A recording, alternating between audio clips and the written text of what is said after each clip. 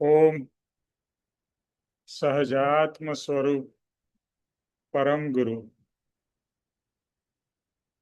परम कृपाणु देव पूज्य पप्पा जी और सर्व ज्ञानियों का आशीर्वाद लेकर हम आज का सत्संग आरंभ करते हैं। जो भी सुने उसे बहुत ही गहराई से समझे और आत्मसात करे, क्योंकि जो आत्मसात होगा वही साथ में आएगा। और ज्ञानी के वचन बहुमूल्य है। एक एक वचन एक हीरे की माला से भी ज्यादा कीमती है। तो हमारे पास में तो पूरा खजाना है, और आज तक हमने सिर्फ धन यानी फिजिकल धन को ही महत्व दिया है। कभी भी अंतरंग धन, जैसे कहते हैं ना, मैंने राम रतन धन पायो। भगवान के नाम में ही धन है। वही सच्चा धन है, वही सच्चे प्राप्त करने जैसी पूंजी है। बाकी तो सब स्थूल पूंजी है, जो यहाँ की यहाँ रह जाएगी। आप चाहे कितना भी जमा कर लो, जब भी आप जाओगे एक फूटी कौड़ी नहीं ले जा सकते। तो हमें समझना ये है कि हम क्या कर रहे हैं। हम वो चीजें इकट्ठा कर रहे हैं जो हमारे साथ में लंबे समय तक नहीं आने वाली, और जो लंबे समय तक आने वाली चीज है यानी कि फॉर एवर जो रहने वाली है, आत्मज्ञान, गुरु के वचन, उसकी हमारे को जितनी इम्पोर्टेंस होनी चाहिए नहीं होती है। यही हमारा मोह है, यही संसार की माया है। अभी मोह माया बोलने से कुछ नहीं होगा। उसका स्वरूप हमें समझना पड़ेगा कि मोह हमें किस तरह से मोहित यानी के भ्रमित कर देता है। जो चीज इम्पोर्टेंट नहीं है उसको इम्पोर्टेंट बता देता है। और माया हमसे किस तरह से छल कपट करती है। ये कर ले, ये करने जैसा है, यानी गलत चीज और बाह्य चीज, सांसारिक चीज, ये कर ले, अंदर से ऐसा ही आवाज आती है। और सत्संग, सदगुरु का वचन, स्वाध्याय, भक्ति, वो करने से हमें कोई ना कोई अंतराय भी डालती है मोह माया। लेकिन मैं ये बहुत ही खुश हूँ कि जो रेगुलर ये सत्संग ज्वाइन करते हैं, भले 10 जन है, वो एकदम सिंसियरली ज्वाइन करते हैं और बहुत रुचि से, बहुत ही भावपूर्वक। बस तो यही बहुत जरूरी है कि भाव से हमें सत्संग में जुड़ना है, क्योंकि ये मार्ग ही पूरा भाव का है। आज तक बहु पुण्य केरा में क्या कहा? लक्ष्मी और अधिकार, बस उसी के पीछे दौड़ते रहे पूरी जिंदगी, और मरने तक वही दौड़ चालू रहती है। तो कृपाणु देव पूछते हैं, लक्ष्मी और अधिकार बढ़ने से क्या बढ़ा? तुम्हारे अंदर में क्या प्राप्त हुआ? अगर हम देखें, लक्ष्मी और अधिकार के पीछे हमने सिर्फ कर्म ही बांधे हैं, और वो कर्म हमें भुगतने पड़ेंगे। जन्म बार बार लेना पड़ेगा, मरण बार बार होगा। तो अभी तो जाग जाओ। ओके, अभी तो हमें संभलना है, और अपने आप को बार बार याद कराना है कि मैं आत्मा हूँ, शरीर नहीं। क्योंकि इतना देहाध्यास है, इतना देहाध्यास है कि घूम फिर के हम अपने आप को शरीर ही मानने लगते हैं। हमें शरीर हूँ, शरीर को ये हुआ, शरीर को वो हुआ, आत्मा को बार बार भूल जाते हैं। इसीलिए ज्ञानियों ने कहा, बार बार याद रख, चिंतवन मनन कर, जितना समय हो सके ज्यादा से ज्यादा आध्यात्म या परमार्थ के ऊपर स्पेंड कर। क्योंकि वही हमें बार मतलब ये सब जो संसार की मोहिनी है उससे छुड़ा सकता है।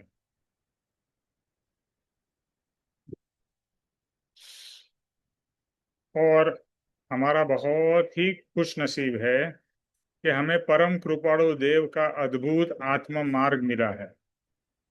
पप्पा जी जैसे महाज्ञानी मिले, अर्पित जी जैसे बहुत ही सरल और बहुत ही एक्सेसिबल ऐसे हमारे को संत पुरुष मिले हैं।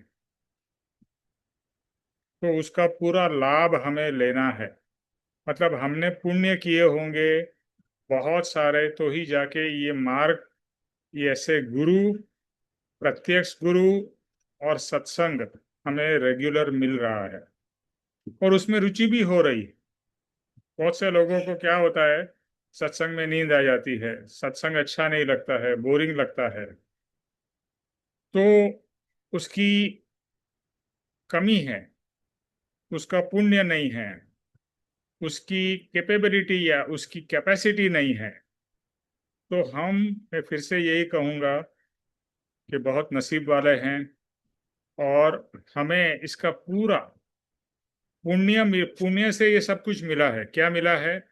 मार्ग मिला, सदगुरु मिले, ज्ञानी मिले, ज्ञानी के वचन मिले, सत्संग मिला, सब कुछ मिला। अभी वो पुण्य को कन्वर्ट करना है पुण्यानुबंधी पुण्य में, जिससे हमारा पुण्य, परमार्थ का पुण्य बढ़ता जाए कि एक दिन हमें मोक्ष की प्राप्ति हो जाए।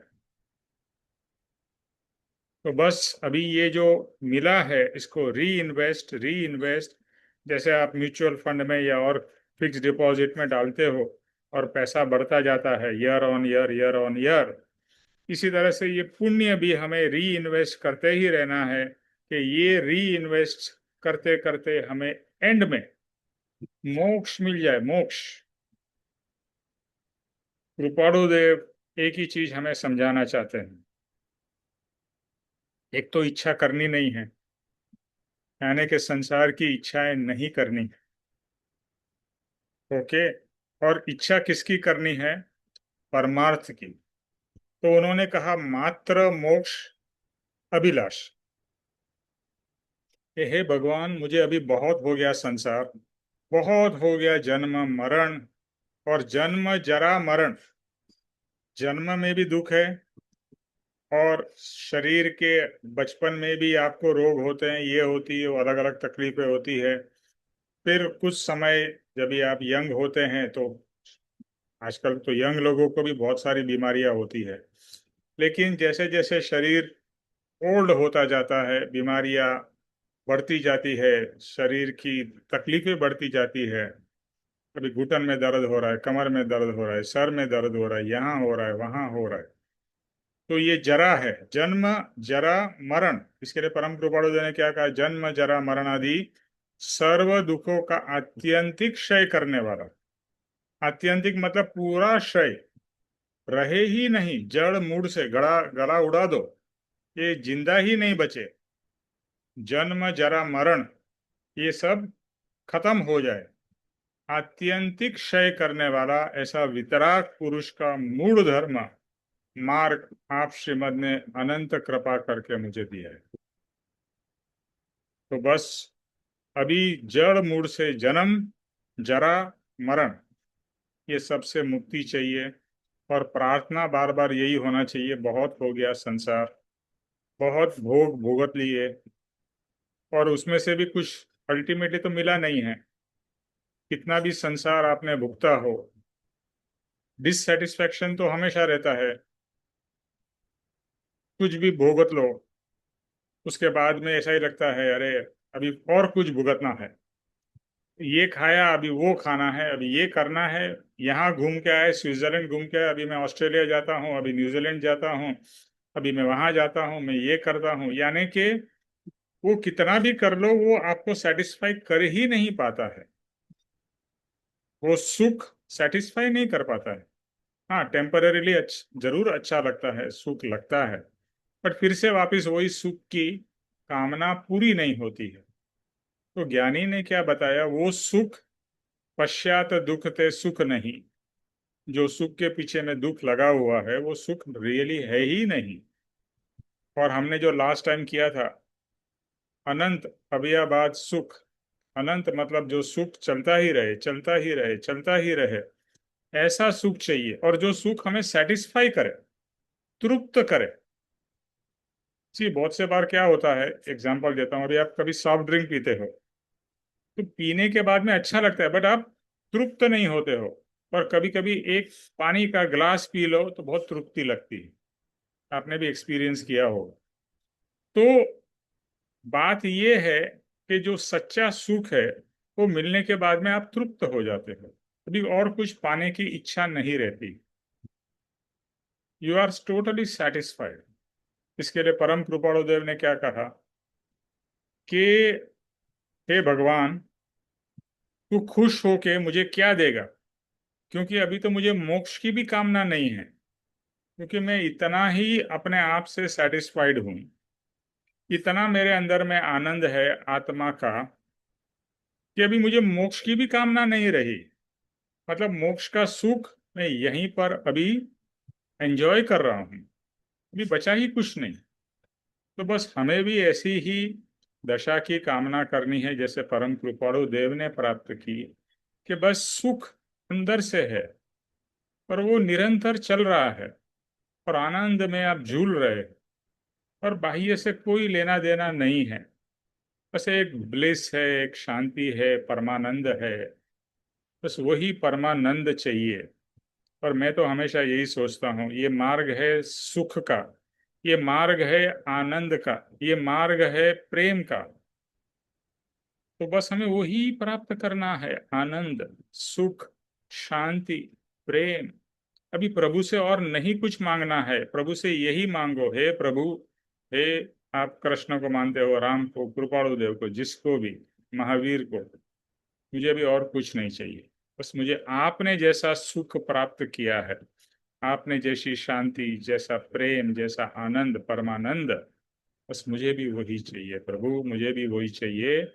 और आपकी कृपा मेरे पर बरसती रहे और बस मैं निरंतर यही भाव में रहूं, क्योंकि भाव करते करते एक ना एक दिन हमें ये सब चीजों की अवश्य प्राप्ति होगी। और आज के दिन में भी कुछ अंश तो शांति, कुछ अंश तो आनंद, कुछ अंश बड़े आनंद थोड़ा है।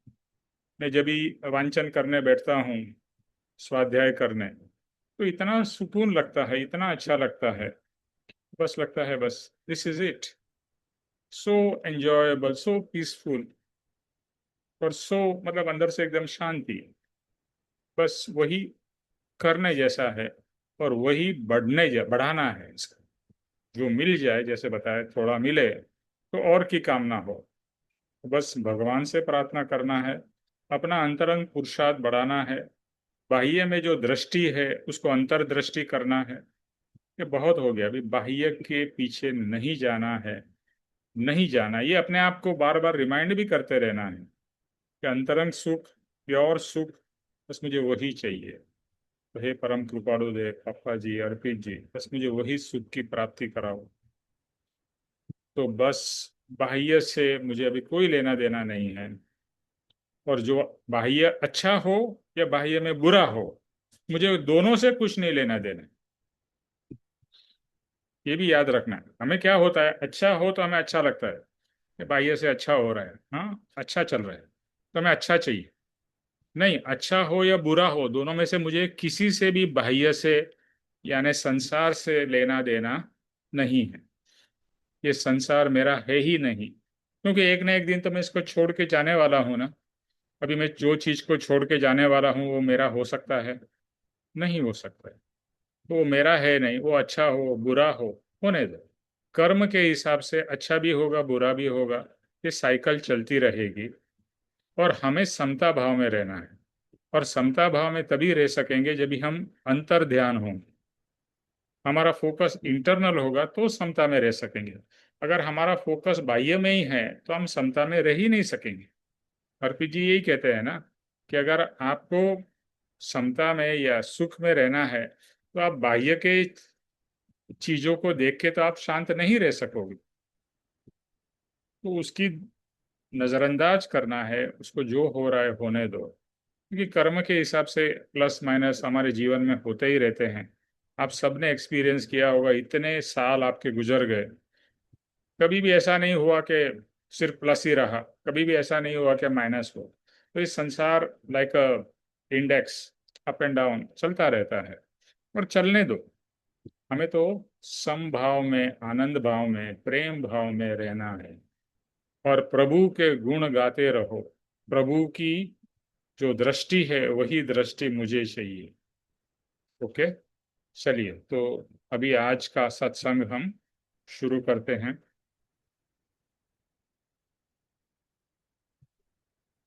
सबके पास में बुक है ना? आज चैप्टर है 27।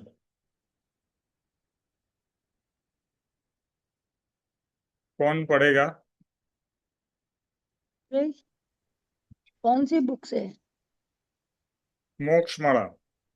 अच्छा, ये वाली बुक है आपके पास में, मोक्षमाला की, सरोज? या बड़ी वाली बुक है मोक्षमाला की? ठीक है, जिसके पास में है। ये निमेश भाई, ये है शिक्षा पाठ 27। 27। हाँ, यत्ना। यतना। ठीक है, आप पढ़ोगे ऋतु? Okay, I read. मेरा इतनी अच्छी तो नहीं है हिंदी, बट पढ़ लेती हूँ। आपका वीडियो भी चालू कर दो। हाँ, एक सेकंड।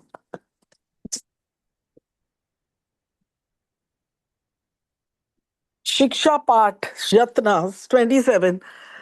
जैसे विवेक धर्म का मूल तत्व है, वैसे ही यत्ना धर्म का उप तत्व है। विवेक विवेक से धर्म तत्व को ग्रहण किया जाता है, और यत्ना से वह तत्व शुद्ध रखा जा सकता है।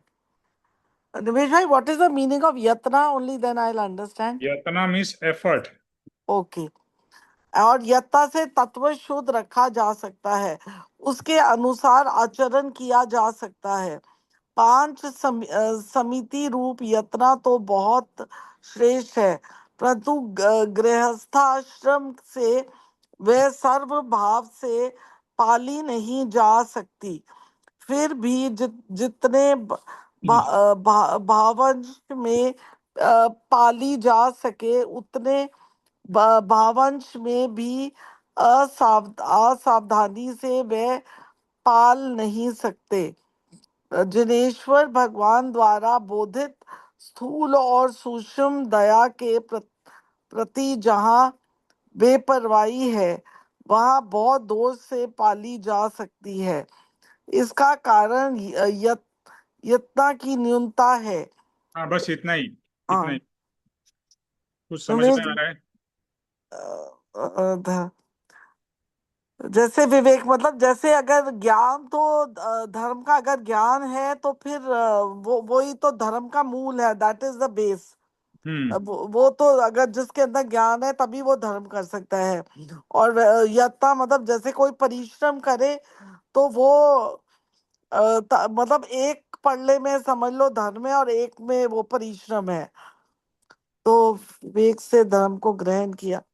तो अगर तुम ज्ञान या विवेक से, विवेक मतलब तुम अपनी नॉलेज से धर्म को अगर ले पा सकते हो, तो कोशिश करने से तत्व तुम उस अपने आप मतलब अपने तत्व को या अपने आत्मा को शुद्ध रखा जा सकता है। तो उसी हिसाब से हमारे को अपना बिहेवियर करना चाहिए। आप निमेश भाई, बेटर है क्या आप ही समझा दो? आई हाँ, शुड आई वेस्ट टाइम? ठीक है, आप। No issues. ओके, ज्योतिष भाई। ज्योतिष भाई।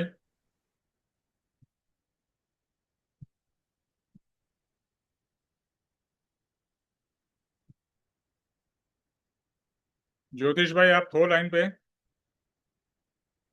हेलो। हेलो। हाँ ज्योतिष भाई, आप थोड़ा इसका समझाइए, फिर मैं समझाता हूँ। यत्ना मतलब एकदम सिंपल लैंग्वेज में मैं कहूंगा कि क्रिया, ऐसा समझ लीजिए। तो जो हम क्रिया करते हैं, जैसे विवेक धर्म का मूल तत्व है, वैसे यत्ना धर्म का उप तत्व है, मतलब उसी के अंडर में। ऐसा विवेक से धर्म तत्व को ग्रहण किया जाता है। विवेक सबको पता है कि क्या सही है और क्या गलत है वो, और यत्ना से वह तत्व शुद्ध रखा जा सकता है। हम धर्म को जो समझते हैं, धर्म वो विवेक से ग्रहण करते हैं हमको, जो मतलब जो हमको सही लगता है वो ग्रहण करते हैं, क्योंकि बहुत सारे धर्म हैं, बहुत सारे बातें होती रहती, बहुत सारे प्रवचन भी होते हैं, लेकिन हम सही जो तत्व है, जहां पर आत्मा की बात होती है, वही समझ लीजिए विवेक है, तो वो हम ग्रहण करते हैं। और यत्ना, यत्ना से तत्व शुद्ध रखा जा सकता है, मतलब क्रिया से। उसका एक्सप्लेनेशन आगे दिया है, उसके अनुसार, मतलब यत्ना के अनुसार आचरण किया जा सकता है। आचरण मतलब समझ लीजिए व्यवहार, क्रिया वगैरह वगैरह वगैरह। और 5 समिति रूप यत्ना तो बहुत श्रेष्ठ है। ये 5 समिति जो है वो जैन धर्म के अंदर में आती हैं। तो समिति मैं सिर्फ थोड़ा सा पढ़ लेता हूं और बताता हूं आपको। ये इसमें इरिया समिति, भाषा समिति, ऐषणा समिति, ये सब है। अभी इरिया समिति मतलब जो हम लोग आना जाना करते हैं उसके बारे में उसको कहते हैं कि जो हमारा आवागमन होता है वो विवेक पूर्वक हो, तो मतलब ध्यान रख करके कि जीव की हत्या ना हो, मेनली इसमें यही पॉइंट है। भाषा समिति है, तो उसमें हम लोग जो बोलते हैं, कभी गुस्सा करते हैं, कभी अपशब्द बोलते हैं, तो वो सब ध्यान रखा जाए, वो भाषा समिति। ऐषणा समिति मतलब जो हम लोग आहार ग्रहण करते हैं, तो उसके भी बारे में काफी डिटेल में जैन धर्म में चर्चा हुई कि क्या खाना, क्या नहीं खाना, कब खाना, ये सब उसके बारे में है। और एक आदान मंडप भंड मत, वो जो है वो कुछ भी वस्तु रखते हैं, उठाते हैं, तब भी कोई जीव की हिंसा न हो, उसके बारे में है। और ये 5वीं जो है, मैंने शॉर्ट में बताया है आपको, लेकिन काफी डिटेल में भी इसके ऊपर चर्चा हो सकती है। उपसर्ग समिति मतलब हम लोग जो कफ वगैरह बाहर निकालते हैं, मल मूत्र निकालते हैं, वो भी ध्यान से हो कि जिसके कारण जीव हिंसा ना हो, यही मेन है, यही इसके बारे में है। अभी ये आगे कहा है 5 समिति यत्ना तो बहुत श्रेष्ठ है, परंतु गृहस्थाश्रमी से वह सर्व भाव से पाली नहीं जा सकती। थोड़ा पानी लाओ ना। फिर भी जितने भावांश से पाली जा सके उतने भावांश में भी असावधानी से नहीं पाली जाती। मतलब ये हमने समझ भी लिया ये समिति, तो भी ये जनरली साधु मुनियों के लिए वगैरह ज्यादा है, लेकिन हमारे लिए कहें तो हमारे लिए भी ये थोड़ा सा पालन करना इसका थोड़ा डिफिकल्ट रहता है। तो जितनी हमारी समझ रहती है उस उतने हिसाब से भी हम पालन करें तो भी ठीक है, लेकिन उतना भी हम लोग जब पालन करते हैं वो सावधानी से नहीं करते हैं।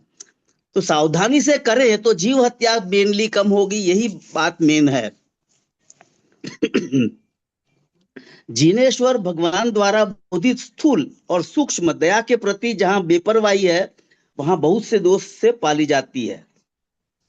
मतलब ये महावीर स्वामी ने जो कहा है दया के बारे में, और हमने एक पद भी लिए बीच में लिया था, आपको ख्याल होगा तो, दया के बारे में, उसमें स्थूल बोध भी है और सूक्ष्म बोध भी है। लेकिन जितना हम समझते हैं वो भी हम दया मतलब बेपरवाही से करते हैं, उसको भी सावधानी से किया जाए तो उसका फल मिलेगा, नहीं तो फिर उसमें भी दोष आ जाते हैं। इस और ये जो है होता है दया में भी, उसका कारण भी यत्ना की न्यूनता है। यत्ना को समझ करके भी जितने भाव हम समझ सके उतना भी हम सावधानी से करें तो उसका फल मिल सकता है। तो उसका एक जैसे उदाहरण और एक दो कुछ चीजें बताई है कि तो हम इसमें लोग कोई भी जितना ही काम किया है वो अच्छा अपना ठीक है। नेक्स्ट में आएगा। ठीक है, वेरी गुड। ओके। तो अभी हमने इसके पहले पढ़ा तत्व, तत्व के पहले पढ़ा परिग्रह को मर्यादित करना, सत्संग वगैरह वगैरह। अभी यत्ना के बारे में है। यत्ना मतलब कोई भी चीज का एफर्ट करना, यतन यतन करना, यतना करना, एफर्ट डालना। एफर्ट पूर्वक कुछ भी काम काम करते हैं तो एक हो जाता है सिंपल तरीके से, और उसके बाद में थोड़ा और एफर्ट डालना पड़ेगा, तो उसको हम कहेंगे यत्न। Basically anything that you do, any effort जो हम डालते हैं उसको हम यतना कहेंगे। अभी इसमें यहाँ क्या कहा है, विवेक को धर्म का मूल कहा है। विवेक मतलब सही और गलत की समझ, ये धर्म का मूल है। ये क्या करना चाहिए, जैसे अभी स्टार्टिंग में ये बात हुई कि संसार भाव से विरक्त होकर आत्म भाव में आना है, ये समझ, इसको हम कहेंगे विवेक। और ये समझ नहीं है तो कहेंगे अविवेक। आज तक हमने अविवेक से ही जीवन जिया है, तो संसार ही बड़ा है हमारा। तो विवेक धर्म का मूल है, और यतना धर्म का उप तत्व है, यानी उसको अगर आपको और आगे बढ़ाना है उस धर्म को, तो ये सब ध्यान में रखने जैसा है। ओके। और विवेक से क्या होता है, धर्म की प्राप्ति होती है, धर्म तत्व मिलता है। और यत्ना से उसको हम शुद्ध रख सकते हैं, उसको टिका के रख सकते हैं, उसका ध्यान रख सकते हैं। तो और उसका ध्यान रखेंगे तो उस हिसाब से हमारा आचरण होगा। आचरण मतलब बिहेवियर। तो बेसिकली धर्म की प्राप्ति और धर्म को संभालना, यानी कि धर्म में रहना, हाँ, वही हमारा पुरुषार्थ। हम्म अभी 5 समिति ज्योतिष भाई ने बताई। तो जैन धर्म में 5 समिति है। भले जैन धर्म आप उसके हिसाब से देखें या दूसरे हिसाब से देखें, ईरिया समिति, 5 समिति में ईरिया समिति है, यानी चलने फिरने की सावधानी। हम चलते हैं, बिना देखे चलते हैं, कभी चींटी आ गई, कभी मकोड़ा आ गया, उसके ऊपर हम पांव रख देते हैं, उसके बेचारे की उसका जीव चला जाता है। तो हम देख के चल सकते हैं। अभी तो मेरी इतनी हैबिट हो चुकी है कि मैं कभी भी चलता हूँ तो मेरी नज़र जमीन पे जाती है कि कोई बीच में जीव जंतु तो नहीं है, कोई और भी बहुत सारे छोटे मोटे चलते रहते हैं जमीन पे। तो चलने में भी सावधानी रखें। देखो, हम किसी को भी जीवन दे सकते हैं, नहीं दे सकते हैं, तो फिर हमें कोई भी अधिकार नहीं है कि हम किसी की जीवन ले ले या उसकी हत्या करें। आप कहोगे कि मैंने जानबूझ के नहीं किया। तो ये समिति बताती है, यतना मतलब आप केयरफुल रहो। You cannot give the excuse कि मेरे को, मैं जानबूझ के नहीं की। आप जानबूझ के किसी का नहीं, बट ऐसा किसी का मर्डर कर दो तो क्या कानून आपको माफ कर देगा? सजा देगा ही। तो इसी तरह से अगर आप ऐसा कोई पाप करते हो, किसी के जीव की हिंसा हो जाती है, तो आपको वो कर्म भुगतना पड़ेगा, उस पाप का कर्म भुगतना पड़ेगा। तो बहुत ही सावधानी रखनी है, चलते समय, फिरते समय, फिर बोलते समय। अभी बोलते समय भी हम लोग कभी कभी इतना कड़वा बोल देते हैं कि सामने वाले को इतना बुरा लगता है कि वो सालों तक याद रखता है। मैंने मुझे ऐसा सुनाया था। इसके लिए सब ज्ञानी क्या कहते हैं, मीठा मीठा बोलो, मधुर बोलो। मीठा बोलो, मधुर बोलो, और किसी को दुख न पहुंचे, ये हमें ध्यान रखना है। देखो, हमारा लक्ष्य एक ही होना चाहिए कि हमारे बोलने से, हमारे वर्तन से किसी को भी दुख या तकलीफ न हो। उल्टा उनको हमारे बोलने से प्रोत्साहन मिले, एनकरेजमेंट मिले, और कुछ मार्ग या आत्मा की प्राप्ति हो। तो भाषा समिति मतलब संयम रख के अच्छी तरह से बोलना। अच्छा, दूसरा होता है, बहुत सारे लोगों को बहुत बोलने की आदत होती है, उसमें भी संयम रखना है। बड़बड़ बड़बड़ करने से आप आपके आत्मा को भी डिस्टर्ब कर रहे हो, दूसरे के आत्मा को भी डिस्टर्ब। अभी हमने क्या बोला, शांत होना है। अभी बहुत से बार आप देखोगे, ट्रेन में आप बैठे हो, कोई इतना जोर जोर से बोलता है, पूरा ट्रेन उसकी आवाज़ सुन सकता है। अभी मैं आज ही सुबह में देख रहा था, और मैंने एक्सपीरियंस भी किया है। मैं जब भी जापान में गया था और ट्रेन में ट्रैवल कर रहा था, तो किसी को मोबाइल फ़ोन आया तो वो कंपार्टमेंट के बाहर गया, और जो कॉमन पैसेज है वहाँ जाके उसने बात की, लेकिन कंपार्टमेंट के अंदर बात नहीं की। तो दूसरे को तकलीफ नहीं होनी चाहिए। हम लोग ये कभी सोचते ही नहीं है कि दूसरे को तकलीफ हो रही है, बस हम अपने हिसाब से बर्तन करते हैं। ठीक है। फिर ऐष्णा समीजी। ऐष्णा के अंदर में भोजन या कोई वस्तु को ग्रहण करते समय शुद्धता रखनी है। किसी जीव की आगे आएगा भी, जैसे आप खाना बनाते हो, मतलब आप, आजकल तो सब प्रोसेस बढ़ गया है। पहले गेहूं चावल उसमें कीड़े मकोड़े आते थे, उसको निकालना पड़ता था। तो सावधानी बरत के, बिकॉज आपने ध्यान नहीं रखा तो आप उसी को, एक तो आप उसकी हिंसा भी करोगे और आपका खाना भी खराब करोगे। तो ध्यान रख के। फिर आदान निक्षेपण समिति, यानी कि वस्तु कभी हम रखते हैं, अभी यहाँ पर है ना, इस संसार में चारों तरफ जीव है। जो जीव हमें दिखते हैं वो तो है ही, पर जो जीव हमें नहीं दिखते हैं वो बहुत सारे सूक्ष्म, जैसे जिसे आप सिंगल सेल एकेंद्रीय जीव कहते हैं, वो तो दिखते ही नहीं है। पानी में है, यहाँ जमीन पे है, तो आपने कोई बिना सोचे समझे धम करके रख दी, क्या होगा? उसकी हिंसा होगी। तो उठाते समय रखते समय अच्छी तरह से रखे, धीरे से रखे, सावधानी से रखे। फिर उत्सर्ग समिति, यानी कि मल मूत्र जो भी हम डिस्चार्ज करते हैं। अभी तो पहले से बहुत ज्यादा हाइजीन आ गया है। पहले टॉयलेट्स नहीं होते थे, पहले जमाने में जब ये कृपाणु देव थे तो लोग बाहर जाके कॉमन जगह पे ओपन में जाके टॉयलेट करते थे। और आज भी भारत में भी अभी भी इतनी पिछड़ा एरियाज है, वहाँ टॉयलेट्स नहीं है। एक टॉयलेट, एक प्रेम कहानी पिक्चर भी आई थी कि टॉयलेट घर में आज भी लोगों के नहीं है।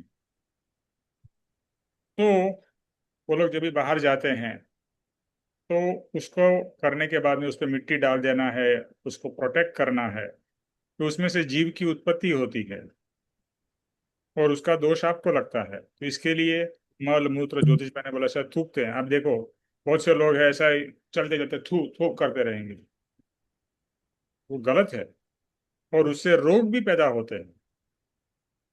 इसके लिए लिखा रहता है थूकना मना है। तो मतलब बेसिक्स बहुत सिंपल चीजें हैं, बट इम्पोर्टेंट टू फॉलो।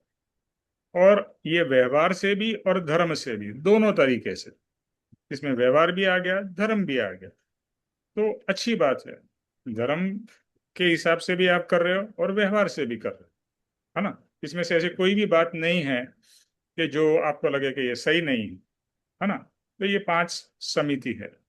यहाँ परम कृपाणु देव ने क्या कहा कि ये एक्चुअली मुनियों के लिए है, जो साधु संत बन जाते हैं उनको बहुत यत्ना यानी कि ध्यान रखना पड़ता है।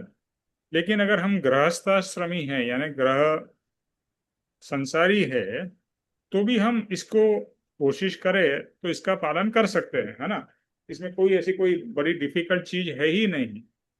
लेकिन जितने हमारे को भाव से, यानी कि जितने अंश से पाली जाए और असावधानी से बरतेंगे तो उसका कर्म हमें ही लगेगा। और अभी तो हमें कर्म से मुक्त होना है। तो हर एक चीज में, हमारे हर एक वर्तन में हमारा लक्ष्य यही होना चाहिए कि अभी नए कर्म तो नहीं बांध रहे हैं, जानते अजानते भी नए नए कर्म तो नहीं करने। ओके। तो जिनेश्वर भगवान द्वारा स्थूल और सूक्ष्म दया। तो ये जो जिनेश्वर भगवान है उन्होंने 2 तरह की दया बताई है, एक है स्थूल और एक है सूक्ष्म। स्थूल मतलब किसी को मारो नहीं, किसी को ये नहीं करो। सूक्ष्म मतलब किसी को दुख मत दो। अभी एक मनुष्य दूसरे मनुष्य को ही बहुत दुख देता है, तकलीफ पहुंचाता है। तो स्थूल और सूक्ष्म दोनों तरीके से हमारे को दया का पालन करना है। दया मतलब क्या, कि दूसरे को दुख देखकर हमें भी दुख लगे। पापा जी का वचन है कि जो दूसरे के सुख की कामना रखता है वो कभी दुखी नहीं होता, और जो दूसरे के दुख के बारे में सोचता ही नहीं है वो कभी सुखी नहीं होता।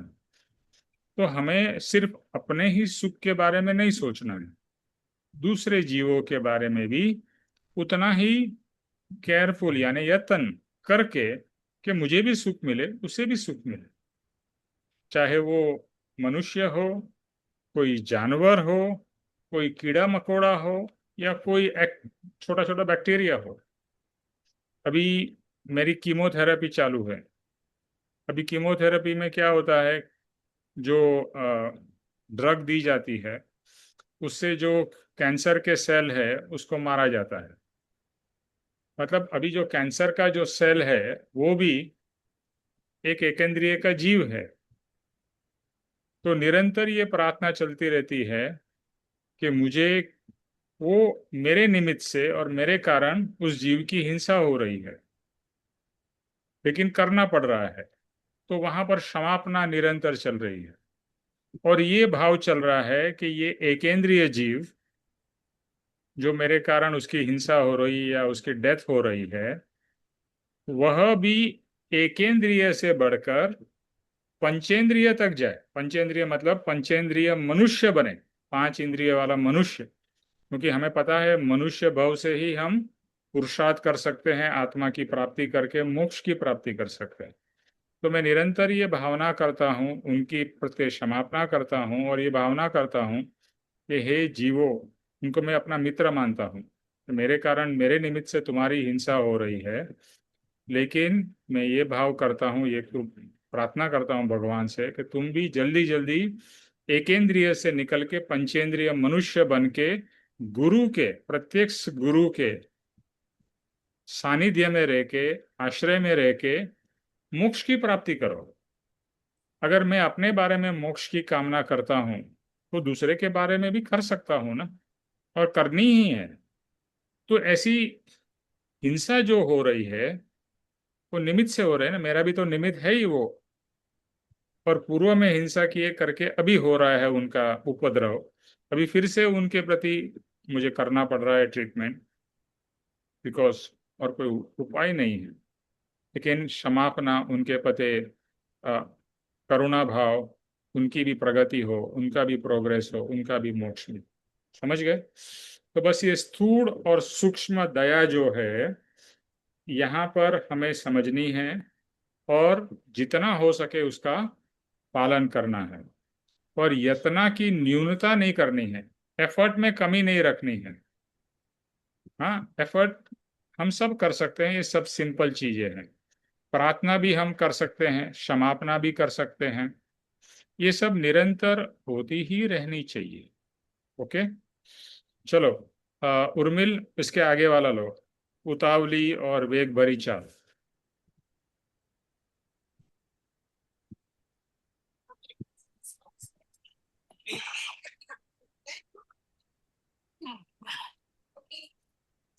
उतावली और वेग भरी चाल, पानी छानकर उसकी जीवानी रखने की पूर्ण विधि, अपूर्ण विधि, काष्ठादि ईंधन का बिना झाड़े बिना देखे उपयोग, अनाज में रहे हुए सूक्ष्म जंतुओं की अपूर्ण देखभाल, पोंछे मांजे बिना रहने दिए हुए बर्तन, अस्वच्छ रखे हुए कमरे, आंगन में पानी का गिराना, जूठन का रख छोड़ना, पटरे के बिना खूब गर्म पानी का नीचे रखना, थाली का नीचे रखना, इनसे अपने को अस्वच्छता, असुविधा, अनारोग्य इत्यादि फल मिलते हैं और ये महापाप के कारण भी हो जाते हैं। इसलिए कहने का आशय यह है कि चलने में, बैठने में, उठने में, जीवने में और दूसरी प्रत्येक क्रिया में यत्ना का उपयोग करना चाहिए। इससे द्रव्य एवं भाव दोनों प्रकार से लाभ हैं। चाल धीमी और गंभीर रखनी, घर स्वच्छ रखना, पानी विधि सहित छनवाना, काष्ठ आदि ईंधन झाड़ कर डालना, ये कुछ हमारे लिए असुविधाजनक कार्य नहीं है और इनमें विशेष वक्त भी नहीं जाता। ऐसे नियम दाखिल कर देने के बाद पालने मुश्किल नहीं है। इनसे बेचारे असंख्यात निरपराधी जंतु बचते हैं। प्रत्येक कार्य यत्नपूर्वक ही करना, यह विवेकी श्रावक का कर्तव्य है। इसका यही है निमेश भाई सारे स्टैंजा का, कि हम जैसे विवेक तो यूज करना ही है, उसके अलावा जो हमें प्रयत्न करना चाहिए, हर चीज के लिए कोशिश करनी चाहिए कि जो हम इतने मतलब हाइपर या इतने उतावले से रहते हैं और मतलब भागा दौड़ी कह लो, उतावली और वेग भरी चाल में, इसका यही होगा ना, से हम नीचे देख के भी नहीं चलते, जो इतने जंतु हमारे पैरों के नीचे आ जाते हैं। और जो पानी छान कर, जैसे कपड़ा पानी नल के नीचे लगा लो तो जंतु छन जाते हैं, पानी छन जाता है, तो उसकी जो विधि है। और जब लकड़ी का ईंधन जलता है तो लकड़ी में भी बहुत सारे जीव जंतु चिपके हुए होते हैं, उसको भी हम उसकी पूरी तरह से देखभाल नहीं करते, उनकी भी अपूर्ण देखभाल है। और जो बर्तन है उनपे भी कीटाणु चिपक जाते हैं, उनके भी हम मतलब अस्वच्छ ही रहते हैं। और कमरे में भी जैसे हम पोछा वगैरह लगाते हैं, उसमें भी सारे जीव जंतु चले जाते हैं, जैसे कीड़े मकोड़े, कितने ही जीव जंतु होते हैं। और जो हम खाना झूठा छोड़ देते हैं उसमें तो बहुत ही ज्यादा मैक्सिमम जीव जंतु चले जाते हैं, और काफी। तो और जब हम कोई गैस पे से या चूल्हे पे से कोई बर्तन, कोई भी पतीला या जो खाना बनता है उसको हम डायरेक्ट नीचे जमीन पे रख देते हैं, तो उसके नीचे कितने मतलब होते होंगे जमीन के ऊपर जीव जंतु, वो सब उस से जल जाते हैं इतने गर्म उससे रखने से। तो इससे हमें कितनी असुविधा, मतलब इतने हमें अस्वच्छता और सुविधा और अनारोग्य इत्यादि फल, ये सब चीजें जो अगर हम करते हैं, इनका हम ध्यान नहीं रखते हैं इन चीजों से, तो इससे हमें कितना मतलब नुकसान होता है। और ये मतलब पाप ही चढ़ता है हमें इतने जीव जंतुओं का। जैसे अभी आपने कहा कि आप क्षमा मांगते हो, जो चीज जरूरी करनी है हमें मेडिकली या कुछ भी, तो उसके लिए हम क्षमा मांगते रहते हैं कि भाई इतने कीटाणु हमारे अंदर से जा रहे हैं। लेकिन इसमें इनका मतलब ये है कि हमें हर चीज में थोड़ा सा विवेक के साथ साथ थोड़ा परिश्रम करना चाहिए, कि हमें जो अपनी क्रिया है उसका ध्यान रखना चाहिए कि हम कैसे उसको उपयोग करें, कि जब हम चलते हैं, बैठते हैं, खाना खाने बैठते हैं, तो हमारे से किसी भी जीव की हत्या ना हो। हमें इतना कॉन्शियसली चीजों को अगर हम करें और इसको अपना एक डेली रूटीन बना के अपने आप को कॉन्शियसली करें कि हमें देख के चलना उठना बैठना है। और खाने में भी हम किसी तरह का, जैसे अब हम सब्जी भी, इसीलिए कहते हैं ना कि सब्जी को हम ये ना बोले कि हमें सब्जी काटनी है, हम बोले सब्जी को संवारना है, मतलब काटने का वही हो जाता है ना कि नुकसान कर रहे हैं, मतलब हम किसी की हत्या कर रहे हैं। तो उस तरह से हमें इन्होंने कहा कि उनके क्या उपाय करो, कि तुम थोड़ा धीरे और गंभीर होके चलो, घर को स्वच्छ रखो, मतलब कॉन्शियसली करके रखो कि भाई हमें किसी चीज का नुकसान हो, पानी को हम छान कर पिए। और जो अ, लकड़ी का मतलब ईंधन के लिए हम जो लकड़ी यूज करते हैं उसको झाड़ पोंछ कर हम उसको अग्नि में डालें, जिससे कि किसी भी कीटाणु की हत्या ना हो। और इसमें मतलब हम सोचे कि कौन ये फालतू के काम करेगा, इतना टाइम किसके पास रखा है।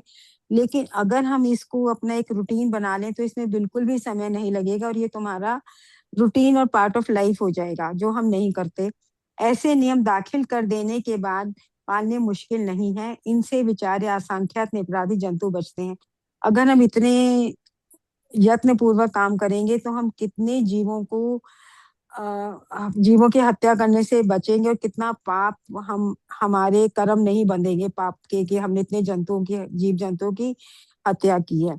और ये करने के लिए हमें विवेक के साथ साथ हमारा कर्तव्य यह है कि हम इसमें पूरी कोशिश करें कि हम जितना ज्यादा इसमें सावधानी पूर्वक अपनी दिनचर्या को बना लें, जैसे पानी छानना, लकड़ी यूज करना, बैठना उठना चलना, इन सब में हम थोड़ा सा विवेक के साथ साथ अपनी मतलब परिश्रम करें उसके लिए।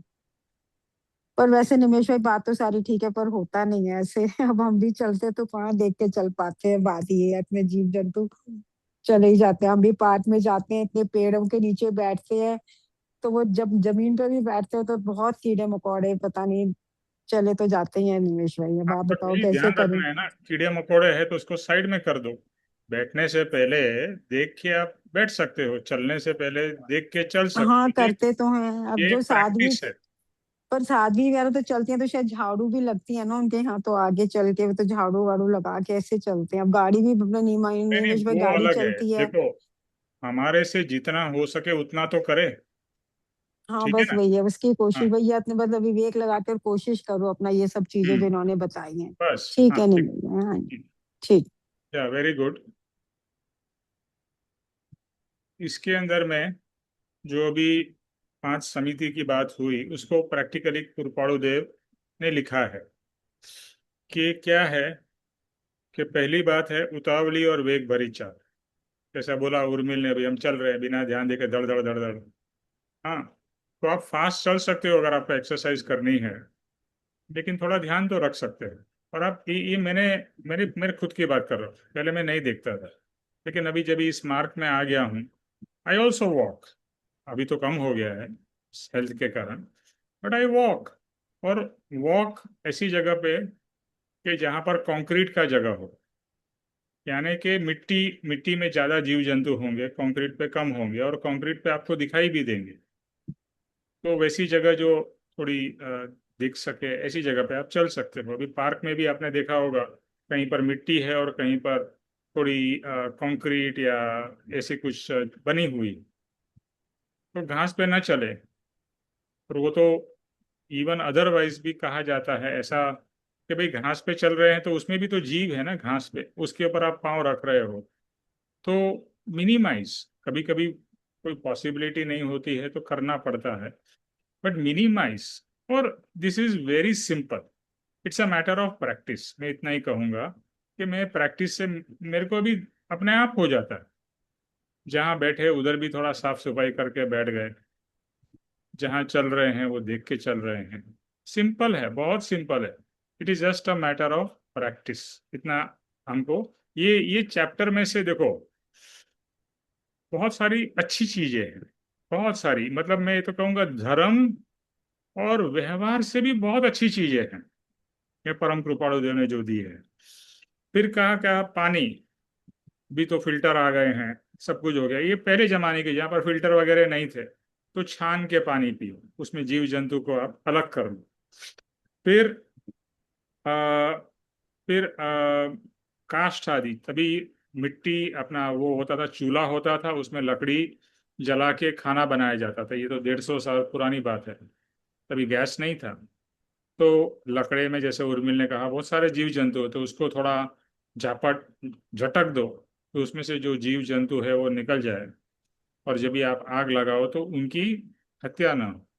वन सेकेंड, कितना टाइम लगेगा ऐसा करने में? 2 मिनट मैक्सिमम। फिर और अनाज, अनाज में जो सूक्ष्म जीव है, जैसे मैंने बताया, आजकल तो रेडीमेड आता है, उसमें ज़्यादा जीव जंतु नहीं आते, वो लोग प्रोसेस करके कैसे भेजते हैं मुझे नहीं मालूम है।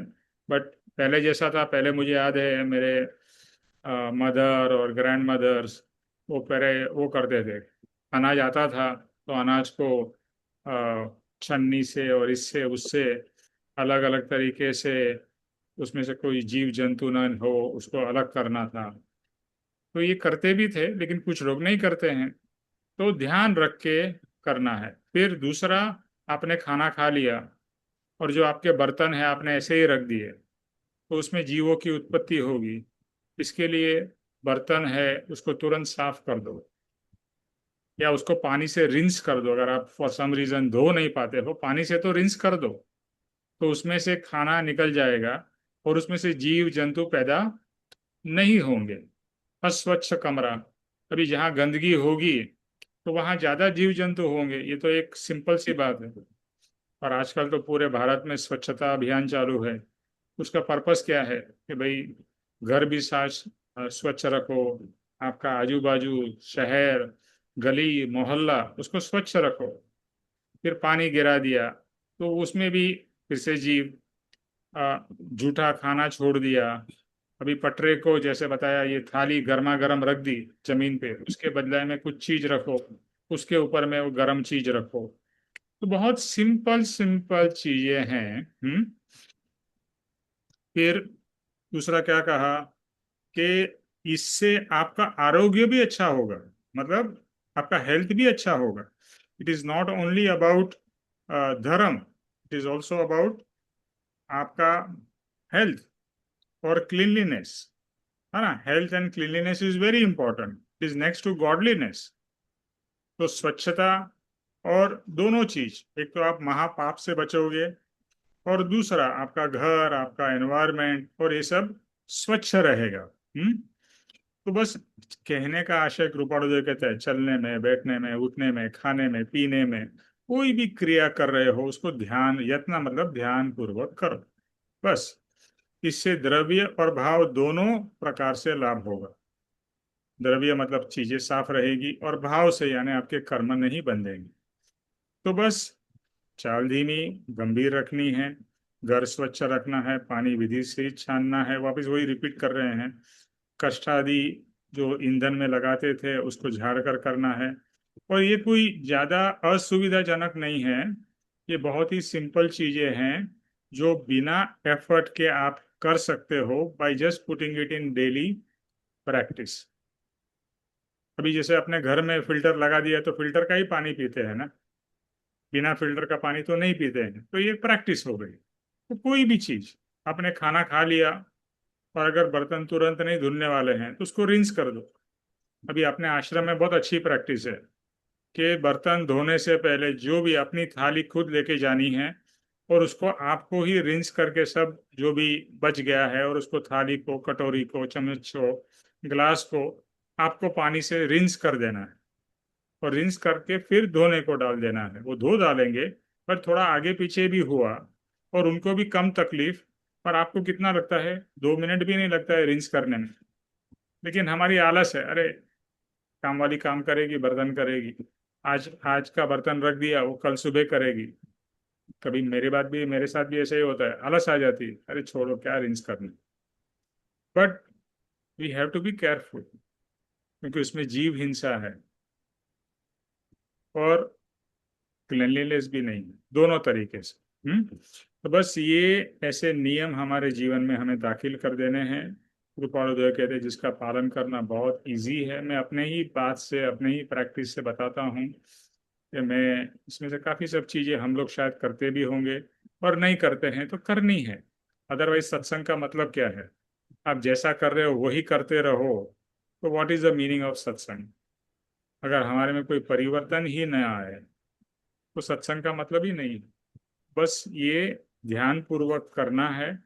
तो प्रत्येक कार्य यत्ना पूर्वक यानी कि ध्यान पूर्वक करना, यही विवेकी श्रावक, श्रावक मतलब जो गृहस्थ है, हमारी बात हो रही है, मुनि की बात तो अलग है, उसको हमको अभी उसके बारे में नहीं सोचना है। बट हम ये सब चीजों का पालन कर सकते हैं और करना है। सिंपल। ओके, तो यहाँ पर ये चैप्टर पूरा होता है। We will go to the next chapter, वो भी छोटा ही चैप्टर है, रात्रि भोजन। यश जी, नेक्स्ट चैप्टर में आप शुरू करिए।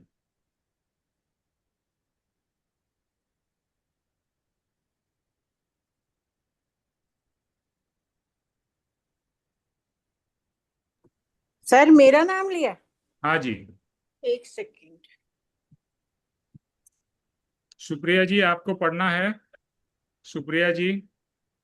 हाँ जी, can you hear me? Yes I can, we can hear you, we can see you. तो ओह दैट्स वेरी तो गुड। आप एक काम करिए, अभी आपकी अनम्यूट हो गया। यश जी आप दूसरा पार्ट लेना, हर्ष जी आप दूसरा पार्ट लेना। Let Supriya ji do it. कौन सा? Which one? रात्रि भोजन।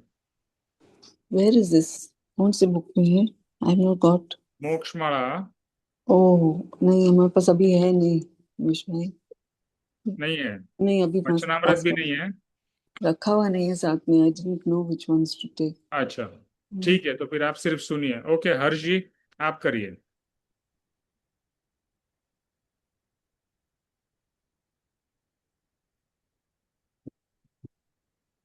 हेलो हर्ष जी। हाँ जी, हाँ जी, हाँ जी। हम्म एक से चश्मा जरा पहनो। हम्म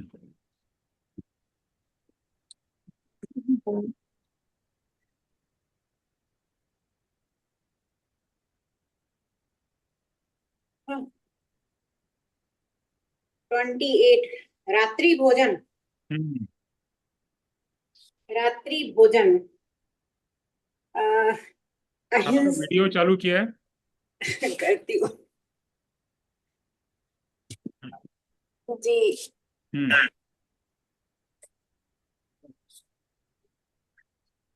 रात्रि भोजन ये आपका ग्लास को थोड़ा साइड में कर लीजिए, ये ग्लास या जो भी दिख रहा है ना, बीच में आ रहा है। हाँ, थैंक यू। अहिंसादिक पंच महाव्रत जैसा भगवान ने रात्रि भोजन त्याग व्रत कहा है। रात्रि में जो 4 प्रकार का आहार है वह अभक्ष्य रूप है।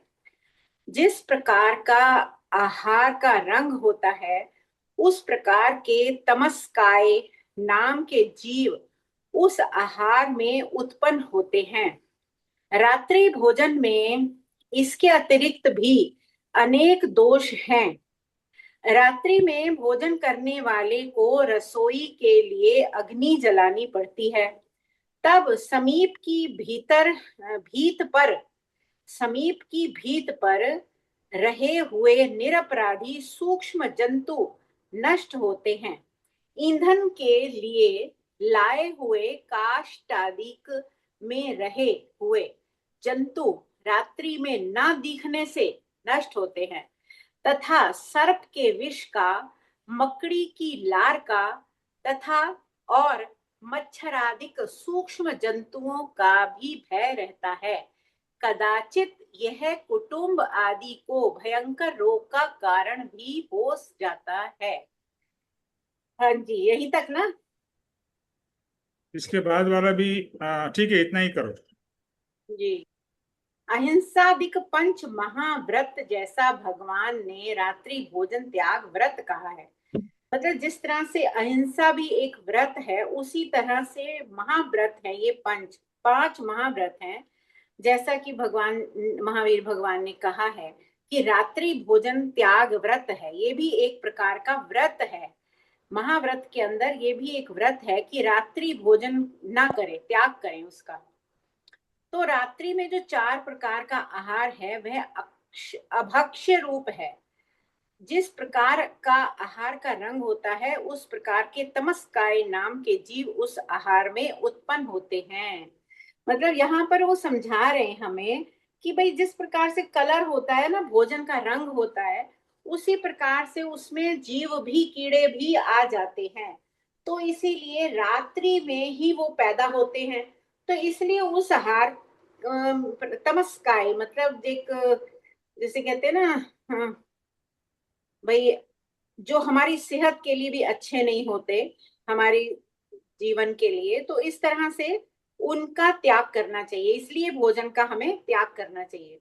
रात्रि भोजन में इसके अतिरिक्त भी अनेक दोष हैं। वो कहते हैं इस जीवों के अलावा और भी कई हमें दोष उत्पन्न होते हैं हमारे लिए। तो रात्रि में भोजन करने वाले, हाँ, यहाँ पर वो कहते हैं कि भाई रात्रि में जब हम भोजन बनाते हैं तो हमारी रसोई में अग्नि जलानी पड़ती है। तब जमीन पर, समीप की, आसपास की जमीन पर, यानी अगर स्लैब पर गैस पड़ा है तो उसके आसपास भी कई छोटे छोटे जैसे चींटियां और ये छोटे छोटे जीव होते हैं जो कि हमें दिखाई नहीं देते उस वक्त, और बेचारे निरपराधी सूक्ष्म जंतु नष्ट हो जाते हैं। मतलब एक कारण ये भी है कि रात्रि में अगर हम अग्नि जलाते हैं वहां पर, तो आसपास की जमीन पर जो निरपराधी छोटे छोटे जीव होते हैं वो नष्ट होते हैं, जिनका हमें पाप लगता है। तो ईंधन, अच्छा यहाँ पर और ये बताते हैं कि जैसे अभी तो गैस है लेकिन पहले लकड़ी हुआ करती थी, तो लकड़ी में भी कई जीव जंतु होते थे। अब मेरे साथ हुआ एक बार, घर में मुलेठी, आप पता नहीं सब समझते होंगे, मुलेठी जो हम गले के लिए अच्छी होती है, वो मैं लाई हुई थी और मैंने ध्यान नहीं दिया, वो पड़ी रही, उसमें सारे जीव जंतु आ गए। तो वो भी एक लकड़ी है ना, मुलेठी भी तो एक लकड़ी है। तो उसमें सारे जीव लाल लाल से वो कीड़े पैदा हो गए। तो इस तरह से वो कह रहे हैं कि काष्ठ आदि में रहे हुए जंतु रात्रि में ना दिखने से नष्ट होते हैं। तो इसलिए रात्रि का भोजन करना उन्होंने मना किया है, त्याग किया है। तो सर्प के विष का, मकड़ी की लार का और मच्छरादिक सूक्ष्म जंतुओं का भी भय रहता है। मतलब अगर हम, जैसे गांव में कई लोग, उस टाइम ऐसे होता था ना कि इतने पक्के घर नहीं होते थे, तो सांप भी आ जाते थे, मकड़ियां भी होती थी और मच्छर भी बहुत होते थे। तो इसीलिए अगर आप रात को आहार करोगे, भोजन बनाओगे, तो ये सब का एक जो हमारे ऊपर पाप लगता है वो भी होगा, और हमें भय भी रहता है जंतु काट ना जाए, खा ना जाए। तो इस वजह से रात्रि को भोजन नहीं बनाओ और नहीं खाओ। कदाचित ये कुटुंब आदि को भयंकर रोग का कारण भी हो जाता है। तो मतलब अगर आप ऐसे करोगे तो हमें कोई ना कोई रोग भी उत्पन्न हो सकता है। अगर जीव जंतु घर में आ गए और अगर लकड़ी के साथ आ गए, तो इस तरह से हमें चाहिए कि रात का भोजन हम ना बनाएं ना खाएं। ठीक है सर। गुड। हम्म।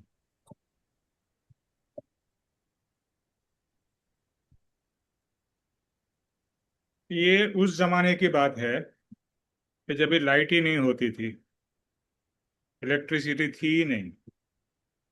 लेकिन ये आज भी वैलिड है, ऐसा मत सोचे कि उसी समय के लिए वैलिड है, फिर तो लाइट आ गई है, कोई प्रॉब्लम नहीं है।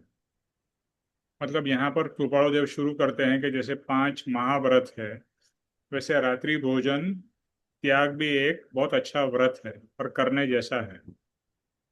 यानी कि सूर्यास्त के पहले खाना खा लेना। अभी आज का साइंस भी यही कहता है कि सूर्यास्त के पहले आप खाना खा लो तो आपके हेल्थ के लिए भी अच्छा है। तो पता होगा अक्षय कुमार, वो बिफोर सनसेट खाना खा लेते हैं। और बहुत सारे ऐसे लोग हैं जो सूर्यास्त के पहले खाना खा लेते हैं। हेल्थ वाइज भी बहुत ही अच्छी चीज है। ये दोनों चैप्टर जो है ना, धर्म और व्यवहार दोनों का समन्वय है कि धर्म के पॉइंट ऑफ व्यू से भी अच्छी बात है और व्यवहार और हेल्थ के पॉइंट ऑफ व्यू से भी बहुत अच्छी बात है। ओके। अभी क्या होता है कि आपने देखा होगा, अभी आप अभी ये देखते हो, क्या बोलते हैं, डिस्कवरी चैनल, एनिमल प्लैनेट, तो बहुत सारे आपने देखा होगा कि झाड़ है, उस पे एक चैमेलियन, वो इस तरह से अपना रंग बदल लेता है कि किसी को पता ही नहीं चलेगा कि वहां पर वो है। ऐसे बहुत सारे और भी प्राणी और जीव है जो जिस जगह पे होते हैं वैसे ही कलर के बन जाते हैं और किसी को पता ही नहीं चलता है। तो यहाँ पर यह कहा है कि रात्रि में ऐसे जीवों की उत्पत्ति ज्यादा होती है, वो अपने को पता ही नहीं चलता है कि उसमें जीव की उत्पत्ति हो चुकी है, पर वो खाते हैं और हमें पाप लगता है। तो और ये तमस्काई नाम के जीव है।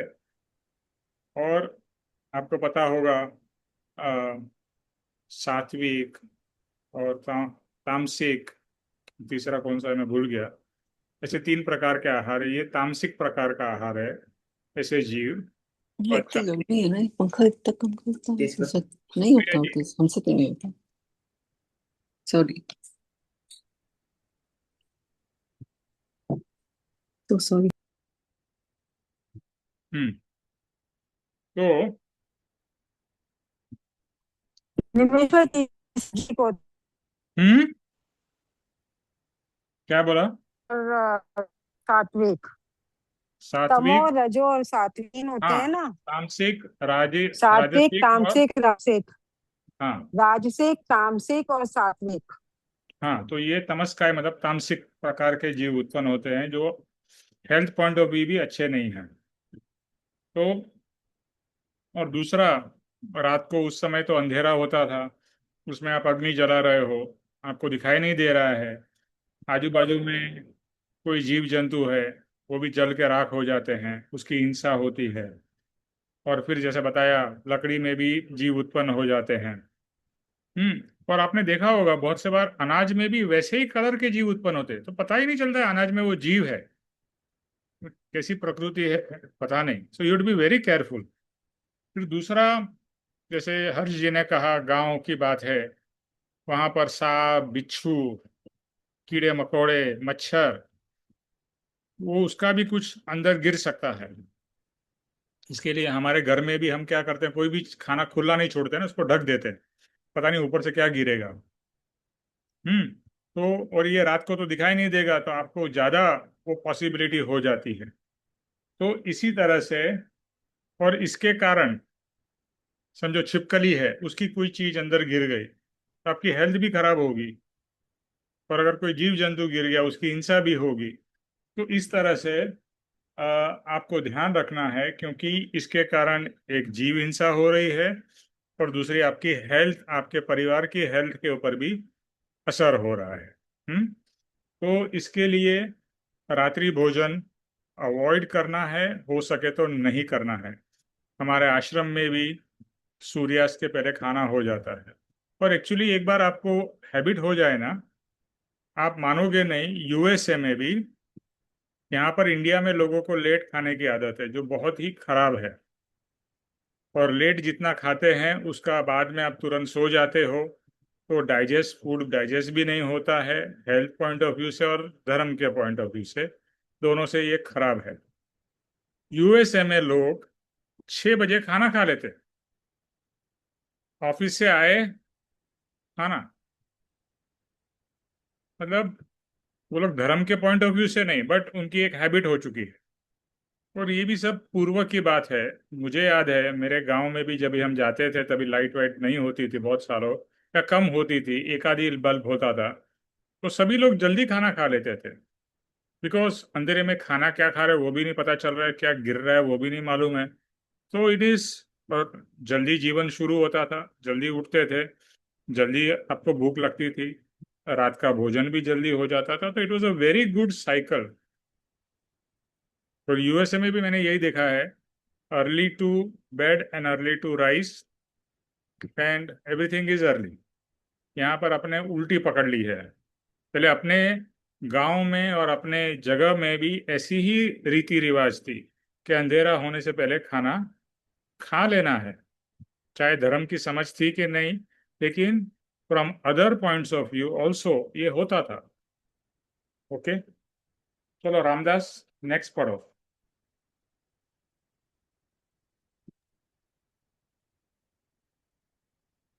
पुराण आदि मतों में भी सामान्य आचार के लिए रात्रि भोजन के त्याग का विधान है।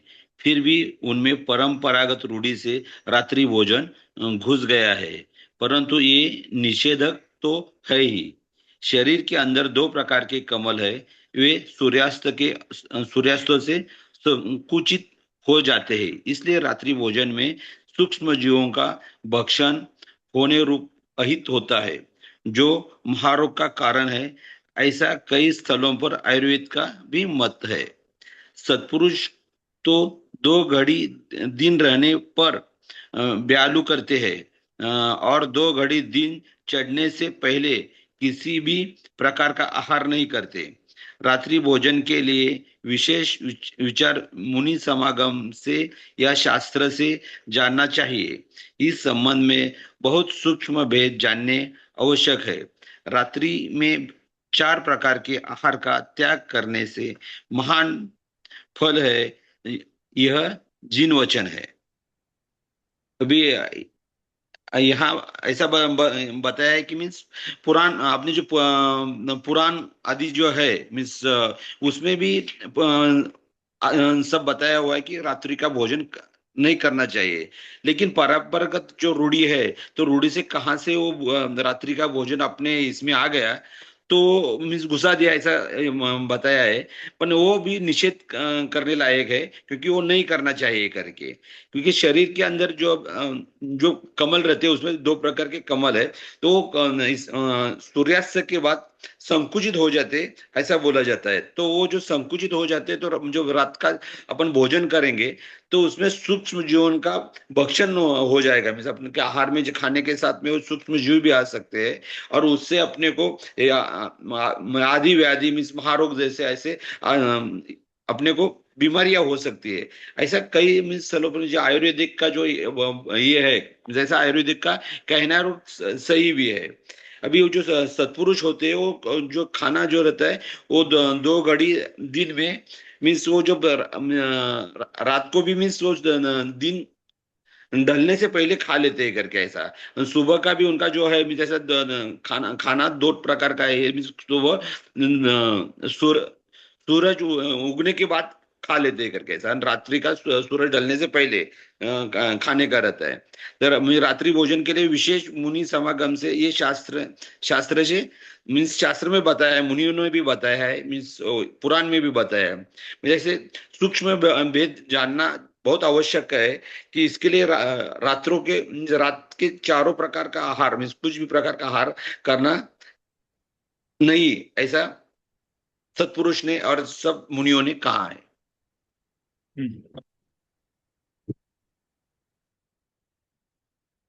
ओके. तो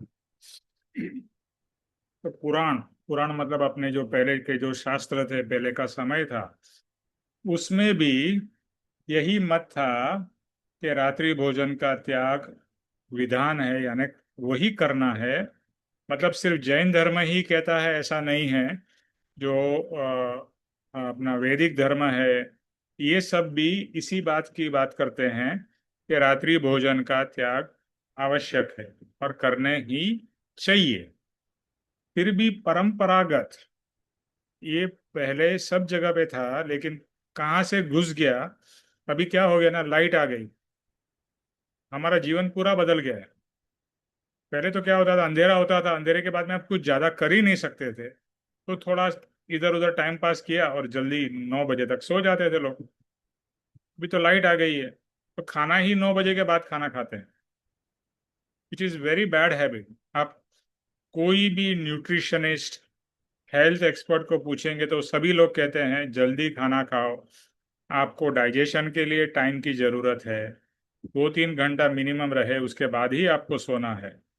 इसके लिए शरीर बढ़ रहा है, रोग बढ़ रहे हैं, ये सब हो रहा है. तो ये बैड हैबिट्स के कारण है. तो जैसे बताया, धर्म और व्यवहार दोनों पॉइंट ऑफ व्यू से अच्छी बात नहीं है. फिर कहा है कि शरीर के अंदर दो, आयुर्वेदा का ऐसा मानना है कि 2 प्रकार के कमल है और सूर्यास्त होने के बाद में वो कमल सिकुड़ जाते हैं. अभी आप कमल समझो या अपने बॉडी के पार्ट्स को, पेट वगैरह, वो शायद चेंज हो जाते होंगे रात के बाद में, शाम के बाद में. तो उसके कारण अगर आप रात्रि भोजन करते हो तो एक तो सूक्ष्म जीवों की हिंसा करते हो, उसका भक्षण करते हो, और उसका गलत चीजों का भक्षण होता है तो वो महारोग का कारण है. तो आयुर्वेदा भी यही कह रहा है, वेद भी कह रहा है, जैन धर्म कह रहा है, आयुर्वेदा भी कह रहा है. तो सभी में अलग अलग प्रकार से, मतलब ये हमारे ये पकड़ पास्ट लो की. दवाई। हेलो उर्मिल, आपका म्यूट रखो. तो हर एक जगह पे पास्ट में ये था ही. Hello, please everybody keep your phones on mute. लेकिन जैसे जैसे जीवन बीतता गया, गलत हैबिट्स जैसे हमारे जीवन में बहुत सारी आ गई है. उसमें से ये एक लेट ईटिंग, मिडनाइट स्नैक्स के लिए लोग जाते हैं 12 बजे 2 बजे. मिडनाइट बफे होता है 5 स्टार होटल में. So all wrong things. तो आयुर्वेदा भी यही कहता है. एंड फाइनली सत्पुरुष की बात करते हैं कि सत्पुरुष रात का भोजन का त्याग करते हैं, यानी कि शाम के ढलने से पहले भोजन कर लेते हैं और सूर्य उदय के बाद ही खाना वाना नाश्ता करते हैं. वो भी सूर्य उगने से पहले भी, जो अर्ली मॉर्निंग का ब्रेकफास्ट करना या कुछ तभी खा लेना, वो भी अच्छी बात नहीं है. यानी कि जब भी दिन का समय हो उतने समय में ही भोजन करना है. शाम यानी कि जैसे ही सूर्यास्त हो गया और जब भी सूर्य उदय होता है उस पीरियड में कुछ भी खाना पीना नहीं है. और फिर अगर आपको इसके बारे में और इंटरेस्ट है और जानने की रुचि है तो रात्रि भोजन के लिए मुनि और इस तरह के जो एक्सपर्ट है उनसे आप बात कर सकते हैं, और बहुत सूक्ष्म भेद से आपको पता चलेगा कि इसमें क्या क्या गलतियां हैं, क्या आपको नुकसान कर रहा है, ये सब आपको मालूम पड़ेगा. और इसमें जैसा लिखा कि रात्रि में 4 प्रकार के आहार का त्याग है. तो 4 प्रकार के आहार क्या है? बेसिकली बहुत सिंपल है कि अन्न, पान, खाद्य और स्वाद्य. अन्न मतलब जैसे रोटी चावल, पान मतलब पीना, खाद्य मतलब जैसे चबाकर खाने योग्य जैसे मिठाई फल, और चूसना यानी जैसे हम पान चूसते हैं, तंबाकू चूसते हैं, या कोई पिपरमिंट चूसते हैं वो। तो ये बेसिकली ये सब चारों प्रकार के आहार रात्रि के बाद में निषेध है, सभी। यानी जैन लोग तो पानी भी नहीं पीते हैं रात्रि के बाद, शाम के बाद में, सीधा नेक्स्ट डे मॉर्निंग। नो खाना, नो पीना, नथिंग। आप कहोगे बहुत डिफिकल्ट है, it's a matter of practice. Once they get used to it, प्यास नहीं लगती है, भूख नहीं लगती है। मेरी वाइफ आरती, वो भी सूर्यास्त के पहले बाय एंड लार्ज खा ही लेती है, उसकी हैबिट हो गई है अर्ली डिनर, फिर वो लेट डिनर की उसको भूख ही नहीं लगती है। So everything is a matter of practice. Okay, तो यहाँ पर ये 2 चैप्टर्स आज पूरे होते हैं। किसी को कुछ ऐड करना है तो ऐड करिए, फिर हम हमारा आज का सेशन पूरा करते हैं।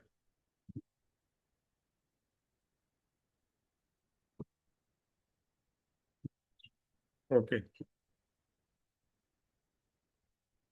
चलो जय स्वरूप कौन करेगा? सुप्रिया जी, आप जय स्वरूप करोगे? आपको अनम्यूट करने को आता है?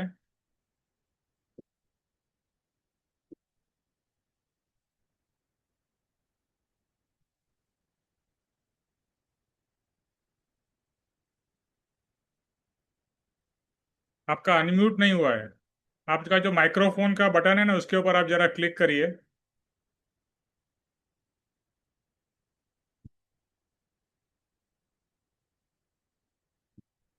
जैसे वीडियो का बटन है उसके बाजू में ही माइक्रोफोन का बटन है, उसके ऊपर जैसे आपको क्लिक करना है तो अनम्यूट हो जाएगा। चलिए कोई बात नहीं। चलो रामदास, आप जय स्वरूप करो। जय श्री सद्गुरुदेव वंदन। जे स्वरूप समझाविना पाम्यो दुख अनंत, समझायु ते पद नमो श्री सद्गुरु भगवन। परम पुरुष प्रभु सद्गुरु परम ज्ञान सुखदा, जेने आप्यु भान निज तेने सदा प्रणाम। देह छता जेनी दशा वर्ते देहाती, ते ज्ञानी ना चरणमा हो वंदन अग्नि। हे परम कृपाल देव, जन्म जरा मरणादि सर्व दुखों का अत्यंत क्षय करने वाला वितराग पुरुष का मूल मार्ग आप श्रीमान ने अनंत कृपा करके मुझे दिया। उस अनंत उपकार का प्रत्युपकार करने में मैं सर्वथा असमर्थ हूँ। फिर आप श्रीमान कुछ भी लेने में सर्वथा निष्क्रिय है, जिससे मैं मन वचन काया की एकाग्रता से आपके चरणाविंद में नमस्कार करता हूँ। आपकी परम भक्ति और वितराग पुरुष की मूल धर्म की उपासना मेरे हृदय में बहुपर्यंत अखंड जागृत रहे, इतना मांगता हो। वो सफल हो, सफल हो। ओम शांति शांति शांति। त्रिलोक के नाथ की जय हो। परम कृपाणु देव की जय जय हो। हो। सदगुरु देव की जय जय हो। हो। जय हो। जय हो। आज के आत्मा के आनंद की और सावधानी की, यतना की, रात्रि जय हो। भोजन के जय त्याग हो। की जय हो। जय हो। जय जय हो। हो। जय हो। और सर्व मुमुक्षुओं के परमार्थ पुरुषार्थ भक्ति की विजय हो, विजय विजय जय हो, हो। हो। विजय हो। विजय विजय हो। हो। विजय हो। विजय सबका हो। कल्याण हो, सबका सबका कल्याण हो। कल्याण हो। सबका हमारा कल्याण। कल्याण हो और सूक्ष्म जीवों का भी कल्याण हो, ये भाव हमेशा रखना है। सब जीवों का कल्याण हो। हो। और हमारे निमेश भाई जल्दी ठीक हो जल्दी से ठीक हो जाएं। जाए। हमारे निमेश भाई जल्दी ठीक हो यही जाएं। चाहिए, यही चाहिए। जैसे आप जय लोग बस प्रार्थना करते रहो, प्रार्थना में बहुत बड़ है। भले। मैं प्रार्थना करता हूँ, क्षमापना करता हूँ, मंत्र स्मरण करता हूँ निरंतर। जो आया है उसे भुगतना है समता भाव से, पर भगवान से भी यही प्रार्थना करता हूँ कि मुझे समता भाव में रखना। हंसते रहो, हंसते बस। हंसते भुगत जाएगा सब कुछ। हंसते हंसते कट जाए रास्ते, हाँ और हमारे कर्म भी कट जाए हाँ हंसते हंसते। ओके, थैंक यू भाई। थैंक यू जय निमेश भाई, जय thank Shri you Sadgurudev thank you Anudan, thank you. God bless you, God bless you. Thank you, thank you, thank you.